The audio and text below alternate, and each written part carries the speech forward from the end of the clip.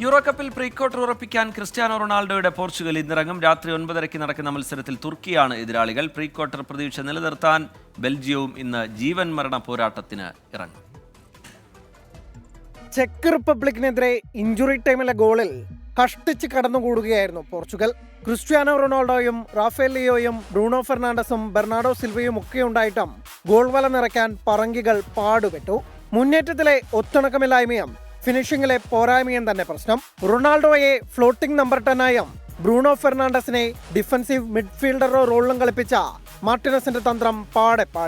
തുർക്കിക്കെതിരെ ഇറങ്ങുമ്പോൾ തന്ത്രങ്ങൾ അടിമുടി മാറ്റിയില്ലെങ്കിൽ പണിയുറപ്പ. ജോർജിയെ ആവേശപ്പോരിൽ തോൽപ്പിച്ചാണ് തുർക്കി തുടങ്ങിയത്. 2008 യൂറോയിൽ സെമിയിലെത്തിയതുപോലൊരു സ്വപ്നക്കുതിപ്പാണ് തുർക്കിയുടെ ലക്ഷ്യം. യുവതാരം ആർദ ഗൂളറിന്റെ ചോരത്തിളപ്പിലാണ് തുർക്കിയുടെ പ്രതീക്ഷകൾ.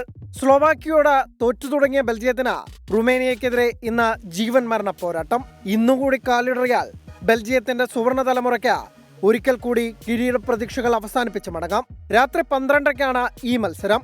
വൈകിട്ട് 6:00 നടക്കുന്ന മത്സരം ജോർജിയയ്ക്കും ചെക്ക് റിപ്പബ്ലിക്കിനും ഒരുപോലെ നിർണായകം. തുടർച്ചയായ 2ാം കളിയിലും തോറ്റാൽ അവസാന 16-ൽ ഇരുകൂട്ടരും കാണില്ല. Sports desk 24.